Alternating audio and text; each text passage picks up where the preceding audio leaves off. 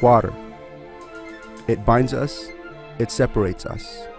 It is the source of our food, the back which we ride on, the basis for our culture. Yet here in the middle of the vast Pacific Ocean, the availability of clean drinking water is scarce. Water is becoming a serious global issue. While the volume of water on Earth needed for human survival and environment well-being hasn't changed, increased pressures from growing populations, industrial development, pollution, and climate variability and change are threatening this vital resource. This is especially the case in the Pacific, where water resources were fragile to start off with due to the small size of many islands and a lack of natural storage. Delegates from around the Pacific involved in regional integrated water resources management projects arrived in Palau to discuss the steps they are taking to better manage water. The availability of fresh water is important to the quality of life. And I go further, it's important for the economic development of every country. As my colleague from the UN said, there still is a long way ahead. However, with the effort and with the interest of all the countries and all the participants here, we hope that what we do will benefit the citizens and the future of the Pacific Island countries. We support improved water resources and wastewater management and efficient water use to reduce poverty and achieve sustainable development objectives at the local, national, regional, and global levels. Okay, this is a conference that brings together all the players in the demonstration project and the EU planning project in integrated water resources management. The idea of bringing all the parties together is for them to actually exchange information about their projects, to realise that they all have similar problems and similar issues, and therefore they can actually share in those solutions, and they can acknowledge the people that are doing really well, and those that aren't doing so well get a bit of encouragement to try a little harder. Well, water resources and management and wastewater management in the Pacific are critical issues to the development of many Pacific Island countries. Some are quite stressed by a lack of water and also by poor sanitation. So these projects are about demonstrating on-ground solutions, how we can actually fix some of these problems, about getting people together to join together to actually solve the problems, and to then get governments and society involved in actually resolving some of these very difficult issues. Nauru is running a global environment facility-funded demonstration project looking to improve wastewater management and sanitation in order to protect groundwater quality.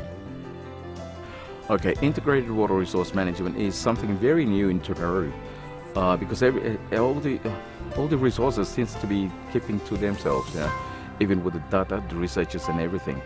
And that's how I think also contributing to the fact that actually there isn't much of any management being done, and people don't even understand the cost actually if you cannot actually control and manage your waste and how you use your water and all these kind of things. So integrated water resource management in Nauru will be something, will play a very significant role to bring all these other agencies and utility services under one umbrella to control especially how we use our water, and especially when if Nauru is actually vulnerable to drought. This also plays a major role in the future because the waste plus teaching the people on the community level how to control things, that will actually give us an extra bit of space, actually more like a survival edge if we face an emergency situation. So if we look after and get everybody to actually to embark on the same, bring them under our umbrella and embark on the same goal to share and protect the water source we have, we may have something in future for Nauru.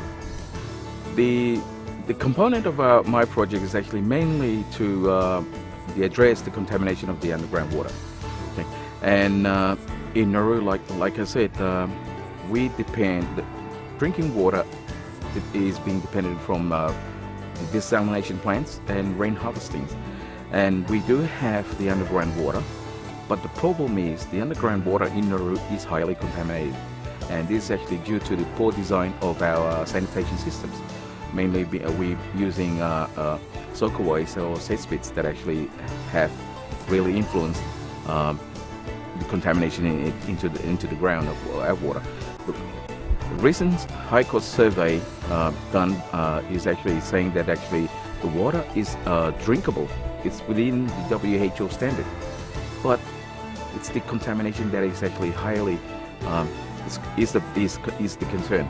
And if we can actually do something and address that, like putting in new design and control the contamination or originating from our own mistakes, like poor design, then it may something that actually have an impact in the future as well. It's actually a very exciting time for the project, because we've really had an establishment period now, and we're now at a time where all the people are in place, the mechanisms are in place, the equipment's starting to get in place, and we're actually really going forward now to help resolve some of those on-ground issues. So that's really exciting. So in 12 months' time, we should start seeing some tangible impacts of the project. Not just a lot of talk, but on-the-ground solutions. And that's where we'd like to be in 12 months' time. Sitting around the table going, what have we got to? We're getting a long way along managing water, and that's really what we're about.